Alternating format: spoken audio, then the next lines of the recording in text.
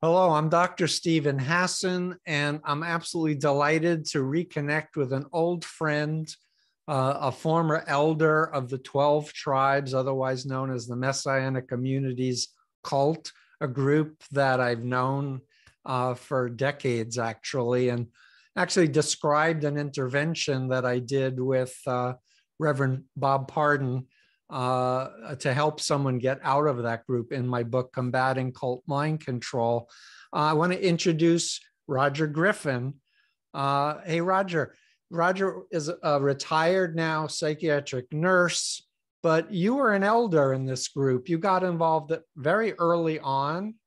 And can we just start by, you telling, let's do a short story of how you got in, how high up you got, and why you left. Sure.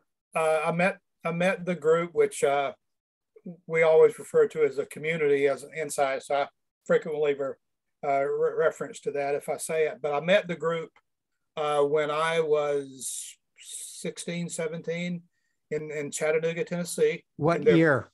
And that would have been 73, 74. Oh, and I got in the Moonies. Oh, yeah. So right around 74. Now, actually, I didn't move in until 1977, but I met the group in the early days in Chattanooga. They had a little outreach restaurant called the Yellow Deli. And they still have the Yellow Deli, they still have Yellow Delis. Yes, they do. And that's where I met the group. And I would go there. And I was going to a Christian college at the time. I was a very devout Christian, and I was looking for something alternative and something different. And I had been touched a little bit by the Jesus movement. And I was intrigued by that whole thing. So when I met this group, I was just enamored and started going to their Yellow Deli. They had a restaurant called the Areopagus. And so that's how I met the group. And I ended up joining in 1977. I was in my senior year of college in Chattanooga at the time. I was majoring in psychology. It was a Christian school called Tennessee Temple University.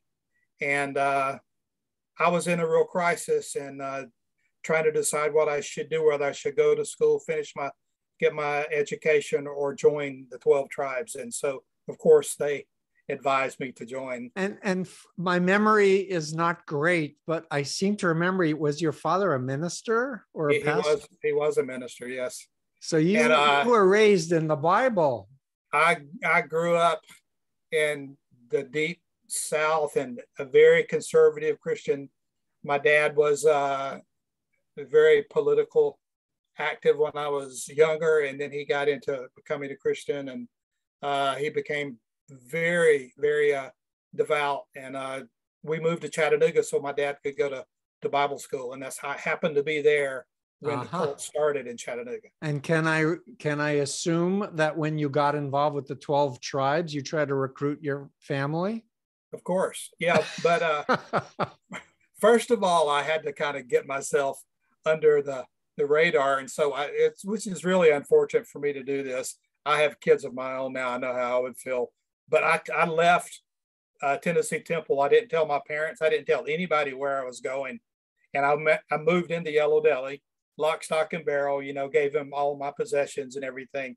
I was working in the Yellow Deli. Pardon me, I'll tell you this story. I may have told you this before. I'm working in the Yellow Deli. The phone rings, and I answered it, and I said, "Yellow Deli, Jesus loves you." And there was a pause, and this voice says, "Roger." And it was my dad. "What are you doing?" But so I need to just interrupt for a second and say it's so stereotypical of so many of my clients over my 45-year career that the young people are at that vulnerable age, 16 to 24, 25, and they get recruited and they're told, we're special and your family's of the devil. Don't tell them. So that you're in their clutches that much longer. Right.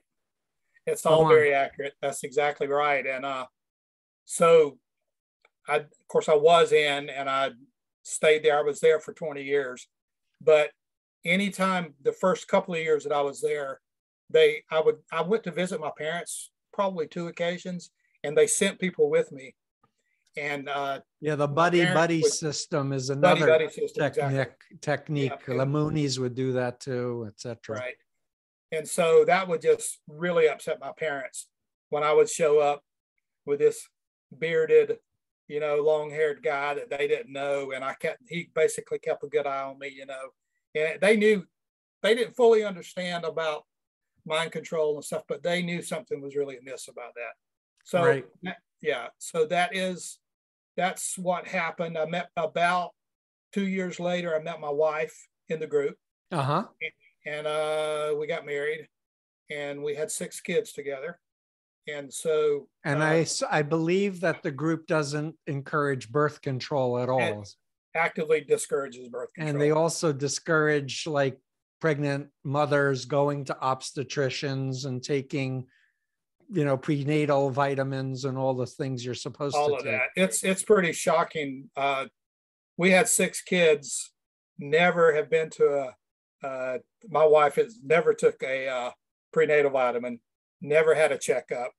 We never did any of that stuff. We were and looking back, we were incredibly lucky and ignorant.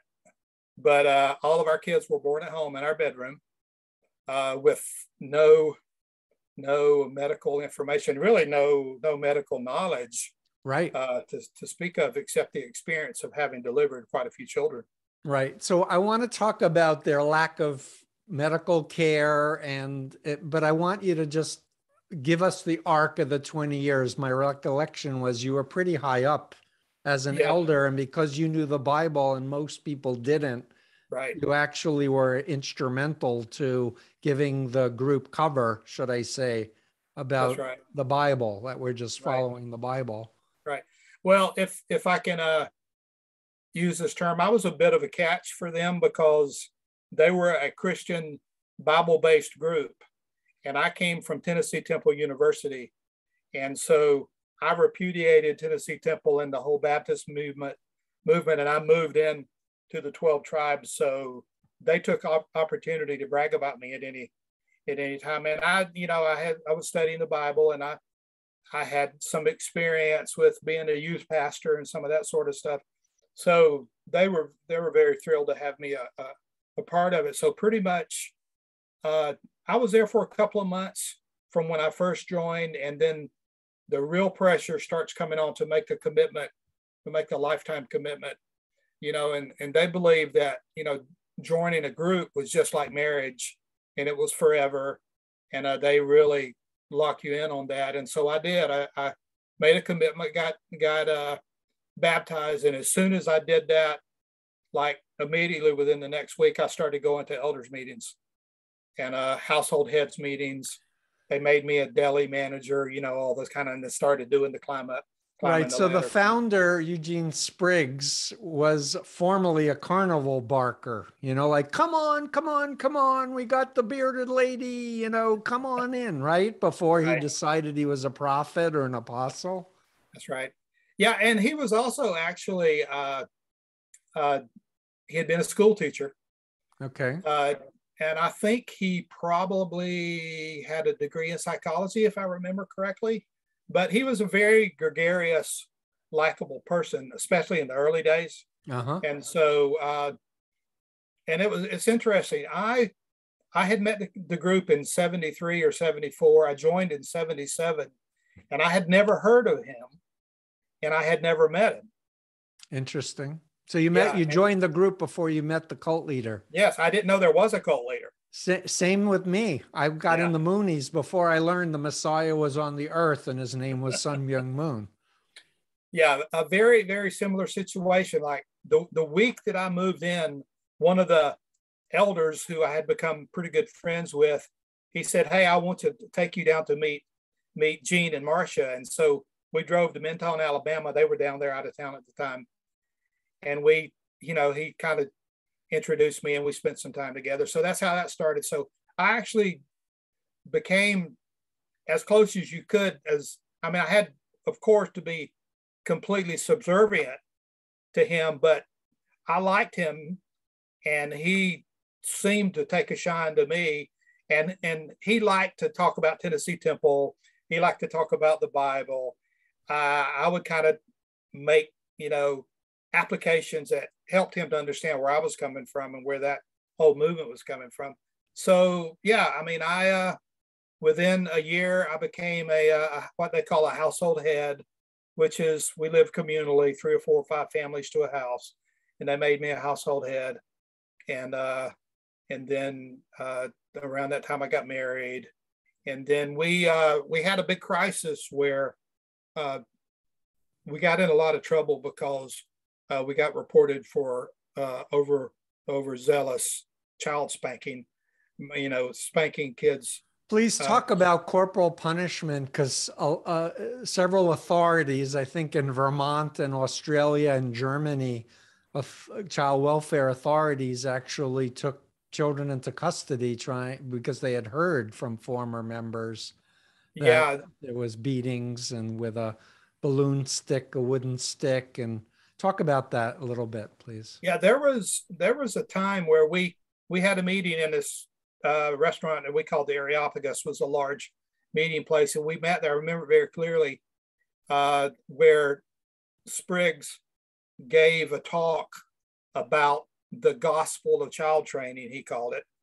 and he talked about all the verses out of Proverbs. The blueness of the wound drives away evil, and the child shall cry out, but he shall not die.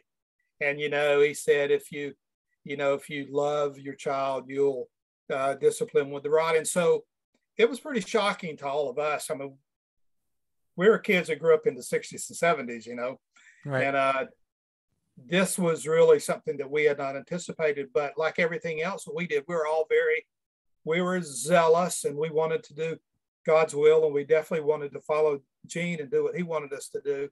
So I wasn't married at the time when that first teaching came, but the few couples that did have children started really wailing away on their kids. And it's in my opinion, was really a dark time, because when it first started, it was really severe with the young children, and eventually we had to learn to throttle back, just because there were children being hurt, there were children being scarred, traumatized, very bad. Bloody, if I remember correctly. Bloody. We had this thing called scourging, which actually came about later, but they would strip a child and lash them from their neck to the bottom of their feet, and it was a very, very bad. And as the years went by, there were a number of civil cases where we did get taken to court. I have a colleague and friend who's a Harvard researcher in child trauma, and I asked him explicitly about the effects on children to be beaten, even a spanking, much less with a stick, much less bleeding and black and blue. He said it creates brain damage. Actually. Well, there's these references in the Bible to using a rod and spanking, and people will throw these terms around, and they say, it's a Christian standard and it's based in the Bible, but I don't think people really understand what was happening in the 12 tribes, right? Because and still is happening to the best of my knowledge. You had examples where kids were getting spanked 10, 15 times a day, maybe more. It's horrible. Lashes 20, 30 times. I mean, that's got to really leave. 100%. There's no question. And the men wear beards. I notice you still sporting yours. Well, this is I just regrew it this is my winter coat. Oh, okay. Yeah. But the women are required to grow their hair long and wear long skirts. And of course, right. Armageddon was going to happen any moment from the 70s on, like that's any second, right? Yeah. Well, and what we were going to do was we were going to reconstitute the 12 tribes of Israel.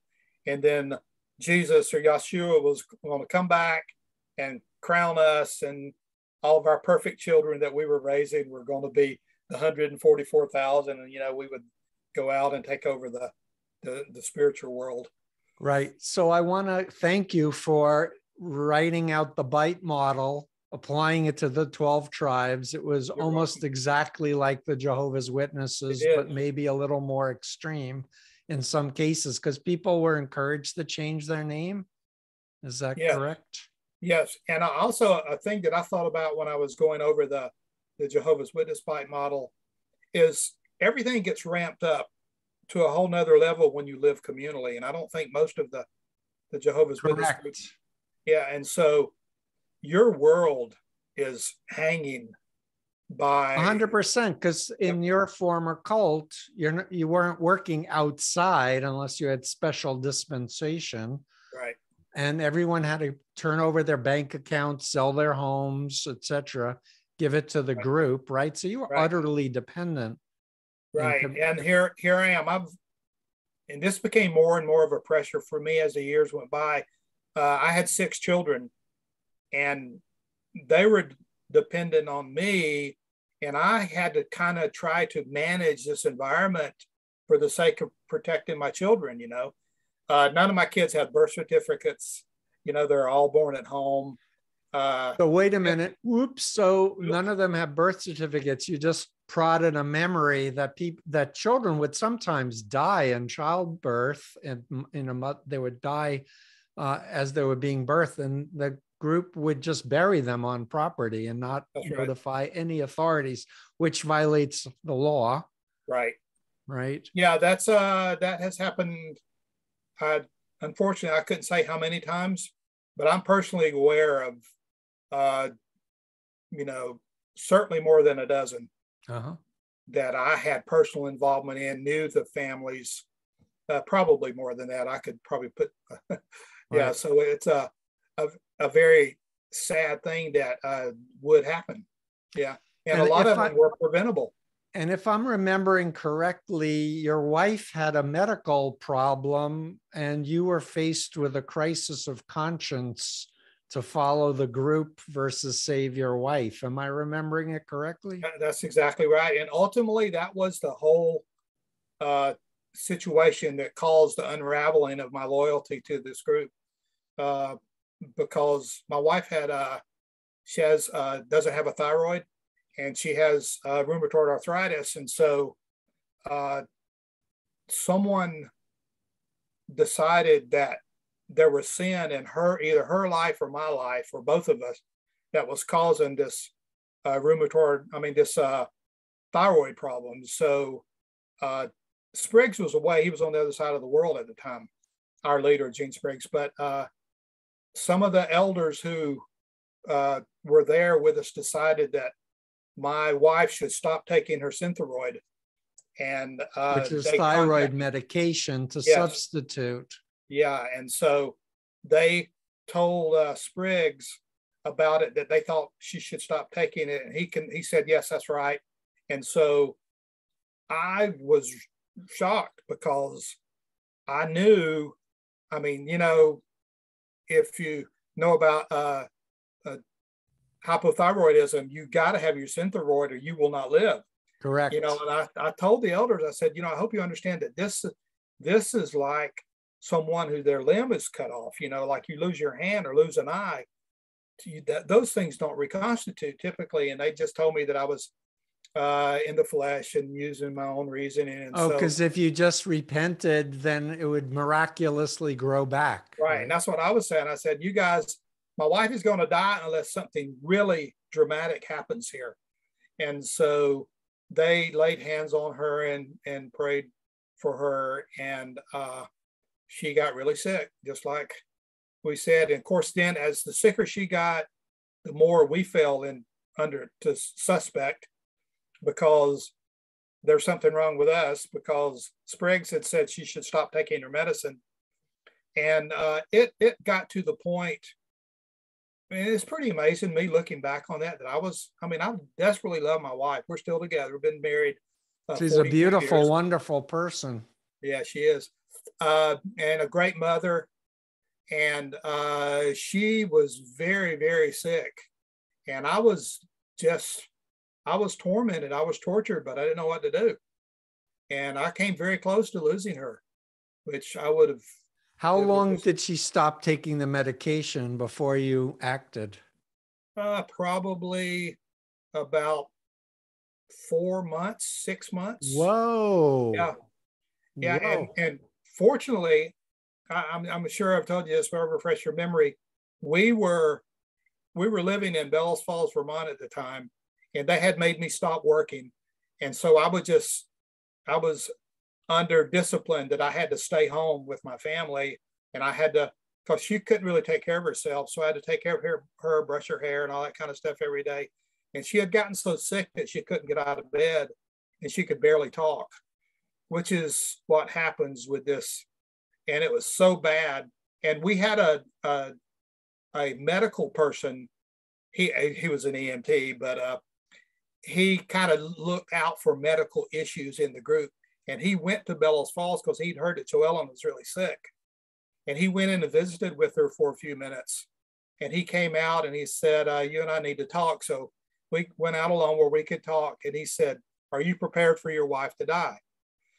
And I said, no. And so he said, well, I just want to let you know that she's close to death. So I said, well, I'm not going to let that happen. So he said, so what do you want to do? And I said, I want her to start taking her Synthroid again. So what we had to do is went down in the basement of the house and we called Gene Spriggs. And he was actually in France at that time. And this fellow that was because the cult is international, right? So he would visit different compounds around the world. And he had these little kind of dream cottages in all of the places where he would go with his wife.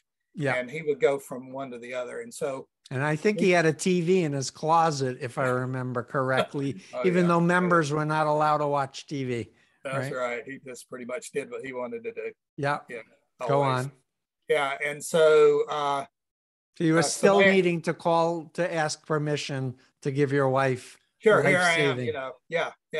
And everyone knew that I was not on board with it, but I had just been called to be submissive and I was doing it, but it was killing me. And when I was given the chance, I said, no, I want her to start taking her medicine again. So we called Spriggs and Spriggs said, well, if he doesn't have faith, then we don't have any option to let her start taking it. So what we did was that day we went to Boston. We were in Southern Vermont, went to Boston and took her, this fellow that was with us, Samayak, he had connections with a doctor at Boston General Hospital, Massachusetts General. And so we went to the ER and they did a blood test to check her thyroid level. And the doctor came out, still remember this very clearly. She said, I did not know that you could get that low with your thyroid and still be conscious. Oh, wow. Yeah. She said, this is amazing. And so they immediately got her on thyroid. And within a week and a half, she started perking up and doing better. So she was in the hospital for a week? She was not in the hospital. Okay. They didn't put her in the hospital. Just prescribing the medication. We would have never done that. Okay. We just gave her the pills. Got it. Yeah. So she started getting better, but it really rattled me. It, shocked me. Sure. Really. So what was the breaking point? Well, I want to move on because I want to talk about some other things. So what made you leave and then speak out? Because that's a big transformation from being. I think what happened is my eyes started being opened at that time that everything was hanging on Gene Spriggs.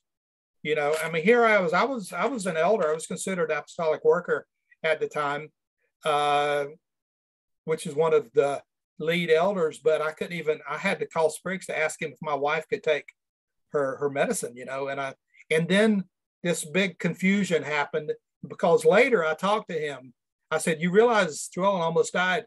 And he said, oh, I didn't understand that. I thought she was just taking it because she wanted to lose weight. Yeah, that's what sounds like BS to me. Yeah. So I just said, well, where was God in all this? I thought you were the all-knowing, all-seeing, all-perceiving prophet, So It rattled me a lot. And but I couldn't bring myself to leave. I had been there, 20 years. All of our social, we loved desperately the people that we live with. We're all very close. Yep. But we ended up, I asked Spriggs if we could temporarily move to Phoenix, Arizona to start what we used to call a way out house. But honestly, really, I was just trying to get some space. I just needed some time to do. Getting away is a big part of getting your brain back in order. Exactly. So we moved, and they were supposed to send a family or two out there with us. But something happened in the group and that family wasn't able to come. So we lived for about a month by ourselves. And it's just, I'll tell you this one little funny thing.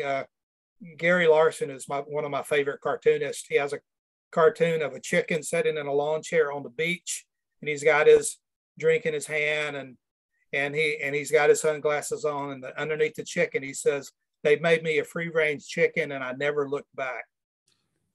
And so that's kind of what happened with us. They sent us to Arizona as soon as we experienced having a bedroom for our own children. Our girls and boys were mixed in with other families' children. Really?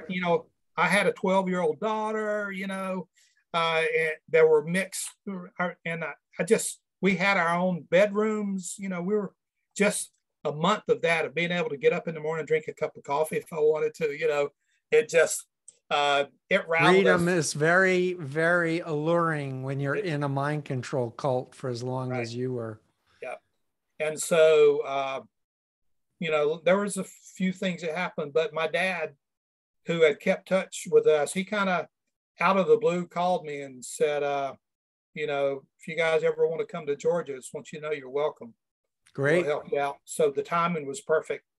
And so we just, without talking to the community or everything, we packed up, got out of our rental property that we were in, and we headed to Georgia. So that's how that. That's great. So let's do a summary for people who've never heard of the 12 tribes. Because I know there's child labor, like there's labor trafficking of children, as well as the members doing business, income producing stuff. They got nothing other than food and board, and the money went into some bank account. Yep. It happens. People work for nothing. And they would give you the impression that everyone's happily giving their labor for free, but it ain't so, as they say. Right. A lot of people are frustrated about it because their needs aren't being met, but people do it because they think that it's it's. No, they believe, just like I believed in Moon was going to save the planet for God and all of that. What enabled you to be public and start speaking out? Was there any event or events? There were a few things that happened for me. One thing, I had been a bit of I loved the 12 tribes when I was there for many years. The vision, the dream, I just took it all hook, line, and sinker. Yep. Jesus was about to come back, and everything was going to be perfect. And when I realized, and I was able to sell that to a lot of people, and I had a lot of people come into the group from my experience. And when I started realizing that we weren't who we said we weren't doing what we said we were doing, and then I gave up my faith. And then when we left, literally when we pulled out of the driveway of this house that we lived in and headed for Georgia, it was like a weight fell off of me. So very early on, I just got some urgency with trying to help people to understand what they were getting caught up in, because I know I didn't when I got involved in it. Right. I didn't really understand. So we were very fortunate to have met someone, Bob Pardon, and Reverend Bob Pardon of mutual friends. Yeah, that's right. What a wonderful guy. And Judy, his wife, and they contacted us. And we had been out of the community probably a month or so, and he contacted us and said, "Hey, I heard you were in the group, and you left, and just wondered if there's any way we could help you and be a support to you. It's fantastic, And so I said, sure. So he came down, and we we rendezvoused on a mutually kind of at someplace somewhere, spent the afternoon, and it was just great. And then I blessed him too. I don't know if I ever told you this, Steve, but I had kept pretty much a copy of every teaching that had ever, because Spriggs was a source. That's what happens when you're a leader. You have access to all the material. Like I came out with all the Mooney stuff and gave it to the U.S. government. So I handed it to Mr. Pardon, Bob, and he was thrilled to have it. So my recollection was that he had visited the tribes multiple times as a Christian who learned about cults, because he learned about cults from me early on, and we did a bunch of cases together. So he wound up writing a whole report on the tribes that we will link to in the blog when it goes up. Yeah, in the early days, the group, they thought that he was going to write a glowing positive report about them. Of course they did. Yeah. But then when they found out he was talking to ex-members, they got very upset, of course. But Bob, we owe a lot to him. Bob was really, really there for us, Bob and Judy. And so he asked me if I would be willing, or if I was interested in talking to someone. He had a family, and their son was very, very much into the group. And they asked me if I was interested in talking to him. So I did that. I went and I talked to this person, and I just found it just amazing. I loved it. I love being able to do something, Yep. And it's probably like I felt, because I recruited a lot of people into the Moonies. I had a guilt. My conscience bothered me, especially the people who are my spiritual children, the people who are like looking at me like I was Jesus, because of course I was a reverend in the Moonies. So for me, it was also a way to get it out of my head by listening to somebody sitting on the couch that was saying exactly what I said during my deprogramming. And it felt so fulfilling to see the lights come on in people's eyes, that they're starting to go, oh yeah, I had that doubt that I suppressed. Right. Yeah, I loved being able to help people, and to, there's so many things about the 12 tribes that they keep hidden, that they don't make common knowledge. They have a lot of beliefs that are very offensive, racism against blacks. Yes. Explicitly, the Ham teaching, like the Moonies. The Moonies had it too. Yep. And then their beliefs just about subservience of women. And, of course, women need to submit to the head of the household, the man. That's the Moonies too. Go on. Right. And, it toward right at the end of when I left, one of the biggest things was just Spriggs started teaching about slavery, and how slavery was a wonderful opportunity for the Black man to be able to come to this country and be blessed. I think the Southern Poverty Law Center actually published a report on the 12 tribes. We'll do a link to that too in the blog. Yeah. And, there was a lot of beliefs about the medical rules, like Spriggs used to say, he said, we may not be the people, but someday there will be a people that will trust God with all of their heart, and they won't have to go to the hospital when they're sick. The faith healing angle, right? Yeah. So, I mean, are you going to volunteer for being the one who's going to upset God and his plan, Right. So you're not going to go to the doctor. And right. None of us ever did. Right. And so it was my impression that a lot of recruitment happens when people go to yellow delis. It is the key recruitment tool. Yeah. It's they always put them, like there's one at University of Tennessee in Chattanooga. There's a couple in Chattanooga still. There's one south of LA, if I'm remembering correctly. There's one in outside of in Vista, I believe it is, Vista, California. Yeah. Uh-huh. And they always get themselves in situations where they're around college students, and they invite them to come over and come into the sure, and they're smiling and they're happy. You want to join us? Because we're so happy. We're a community. It took me a while. Our purpose on life. Don't you want to know your purpose? Come study with us. Let's dance. Let's play music together.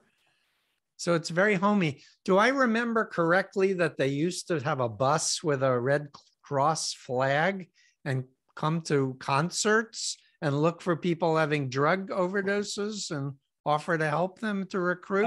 Yeah, we did that for a lot. We had a time where we started recruiting the Grateful Dead followers, and we put a lot of energy into that. And so we had a little group that would go and follow the Grateful Dead, this big double-decker hippie bus. And we would go to the parking lots of where the Grateful Dead were playing, and we would dance and play. I was in the band, we would play, and then we would do first aid to the people who had overdosed and whatever. But it was all while we were passing out our free. Think about the vulnerability of people tripping on acid, and you're, proselytizing to them. You're right. We bring people onto the bus, and we were, handing out free food and all that kind of stuff. So yeah, very, very active. Yeah. So let me just say that when we're doing this interview, there was a horrible wildfire in Colorado, and the police have yet to determine 100% that the origin of it was from 12 Tribes property. Someone has a video of a shed or a barn that the earliest known part of where the fire appeared that wound up destroying, I think, 1,000+ homes. But can you just opine about what might have been the source of fire? Sure. And this is just an opine because I don't have any firsthand knowledge of it at all. Right, not yet. But that being said, I had a couple of things that came right to my mind. As the group they're kind of notorious for not following local building codes, local restrictions. The fact that there might be a restriction on building a fire would really not be an issue that they would be concerned about. And the police did say it was a red flag day, which meant the conditions were very dry, high winds. No one should have a fire. Right. So what you're saying is that they have, like many cults, they think they're above the law because we're following God. We don't need to follow human laws. That's right. Go on. And so you've got, most of these houses where the tribes live, they're packed in. They got a lot of people, 3, 4, 5 families to a house. Their outbuildings sometimes are lived in, and usually they'll have a building or an industry out in the barn. Like they like to make candles. And that's the first thing that came to mind when I said a fire. They said a fire in a shed. I said, oh yeah, they were doing candles because it's something that happens. Now I don't know that, Yeah. Or another thing they like to do is they do blacksmithing where you have coal and you have a lot of fire and a lot of heat. And I've known in both of those instances where they've had fires before in the past. Right. So, but I don't really know what when you say they've had fires in the past, like where and when, any recollection? There was a fire in Bellows Falls. Their farmhouse burned down in Bellows Falls, but I think that when the farm burned, it was maybe a chimney fire. I'm not really sure, but I do know that they had a fire in an outbuilding there that had to do with the blacksmithing. Okay. And candles, maybe a candle fire in Cape Cod or something. I remember something. I'm not really sure. So may I guess that they don't have fire extinguishers in every structure? It's very, very unlikely that they do. I don't know I know some of their businesses since I left have become more successful, and they, have a higher profile. So, they may be doing better with following the OSHA rules. They're probably being inspected more, but they definitely don't have any kind of obligation. They don't sense an obligation to the laws of the land or the fire marshal. They do, they say they, do what God tells them to do. So, they're not going to be upfront about how many kids are working in the barn out, what's going on. They're not going to be upfront about, any of that kind of stuff that unless you have a right to know. So when the police interview them, are they likely to be honest, or what, any prediction of how they might answer if police have a subpoena, as I believe they did, or a search warrant, how they would handle that? Well, I think that they're going to try to get out of it if they can. I can tell you that for sure. Yep. I don't think that there's, kind of any. I mean, if they have if you show up with a search warrant, you're going to come in. They're going to let you come in. But it's we had a raid back in 1984 that happened in Island Pond, and we tried to. That was a raid because of child abuse reported. That's right. Uh-huh. That's right. Yes, and I wouldn't let the officer at the door into my house, and so I said, "You can't come in." And he said, "Well, I have a search warrant. I'm coming in." I said, "You can't come in." So he leaned over and he kind of winked at me. He said, "This is a lot bigger than me or you. We're coming in." And he just pushed me aside. Of course, I just let him come in.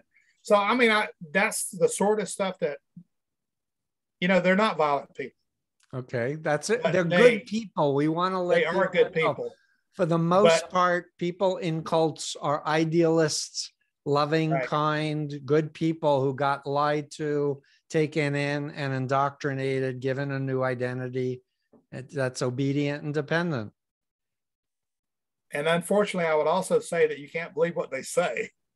That's very important. I'm glad you said it, because in the Moonies, we called it heavenly deception. That's right. The Christians call it transcendental trickery, that it's okay to lie because the ends justify the means. Right. Yep. So if they're looking for the leader of the house, the people are going to tell the people looking for the leader, they don't know where he is. Right. And, and then later they'd say, I didn't know if he was in the basement or in the attic, but, I didn't know where he was.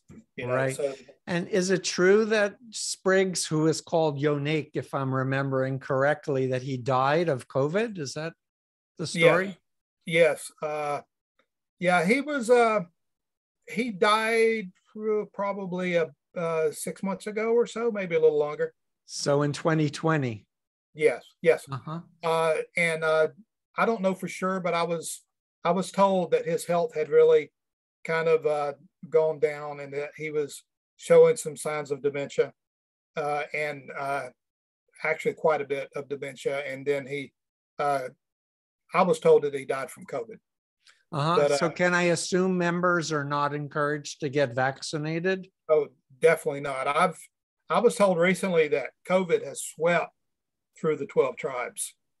As far as I know, there's not been any deaths, but they wouldn't report it if there were. No, they wouldn't. I mean, during the 80s, hepatitis swept through the group. Whooping cough, pertussis went through the group. There was at least 1 or 2 deaths from that. No, and they, never reported any of that sort of stuff. So we're going to wrap up shortly. Thank you for doing the BITE model. You're welcome. Behavior, information, thought, and emotional control, for people to know more. Just take a few moments and just reflect on what else do you like. How has it been? Because I know a lot of people who are born in the cult have left.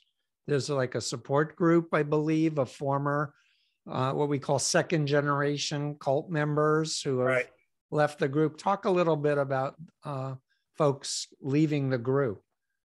Yeah, there has been waves of people that have left from time to time over the years. And there was a big wave that left a few years ago because the leader's wife was caught in an affair, and it became common knowledge, and it kind of was covered up and pushed under the rug. And the group had been so aggressive about rooting out any marital or any sexual impropriety. And then when it happened with the leader's wife, she got differential treatment. And so it really rattled a lot of people. There was quite a few people that left. That being said, the teenagers, the kids that have grown up there tend to leave pretty early, and unfortunately. Pretty early means what? 14, 15, 16? 14, 15, 16. As soon as they can.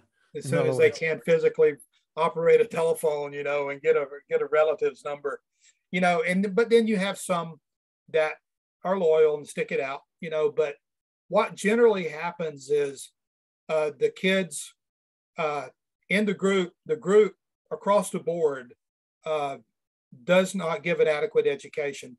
And you've got these 15, 16, 17-year-old teenagers that have very basic reading and writing skills, and that's about it. And so it's very difficult for them. Sure. And they fall prey to all sorts of things. Sure. But a lot of the guys in particular have a carpentry skills, so they're able to kind of make do. Yeah. But they don't have the social support of a family. Right. I mean, they get reattached to families that they haven't seen in 15 years. Yep. I mean, they don't know. So these kids are very disoriented, and my wife and I, my wife in particular has a real burden to kind of try to help these kids, and we do. We've had quite a few come to our house from time to time. Yep. They're growing up now. Yeah. Yeah, that's awesome. Yeah, it's the human spirit wants to be free. And, you can keep kids from being on the internet, watching TV or whatever, but whatever interaction they have with the outside world, it looks good. That food looks good, Right. or right. Yeah. We used to say, this is something from the very early days. We said that our kids, our first generation, will validate who we are and that what we're saying is true. But the truth is, most of the first generation, so-called, of kids grew up in the left. They got the heck out of Dodge, Right. Because it wasn't real to them. Right. And can I assume that the minute you left and started speaking out against the group, the word went out that people needed to shun you, that you were, satanic, and you shouldn't talk to ex-members? Yes. Yeah. We left in 1995. Okay. Still to this day, we have people that from time to time that leave that were acquaintances of ours. They still have that from that long ago. They don't want to interact with us. Yeah, they have a phobia about you. Yes. Because they probably were told lies about you. Right. My prediction. Right. They told about the Mooney members lies about me. I was like a top leader in New York. And, Steve was never really a member, even though Moon held me up as the model member, Yeah. But you realize that's what was definitely well said about us. There was a picture that someone took a picture of my wife. She went to a meeting to speak out about the group, and she had earrings on. Ooh, earrings. So someone took a picture of it and sent it around in the 12 tribes and said, look at this. She was never one of us. And the evidence was that. Yeah. Yeah, it's so sad. So thank you so much for being willing to share and You're speak welcome. out. And any last words that I haven't covered? I think we've given a good introduction. Yeah, to the group. I just always encourage people to do their research when they find out about this group, because they come across loving and warm, and no harm done, and that, I mean, they are peace-loving people, but they'll take your kids. Yeah, but I want to be clear. In your opinion and my opinion, they didn't start this fire intentionally, right? Even I if it's certainly wouldn't think proven, so. if it's proven that it happened, it was inadvertent. Right. I mean, I'm Probably. not sure. I'm not sure that they didn't have some kind of, just because I know a lot of stupid things that we did, Okay. But that being said, they're not the kind of people that would intentionally, burn down somebody else's house. Right. And so I want to state categorically, if you're in Colorado and you lost your home, you can be angry that this cult thought they were above the law and weren't observing regulations.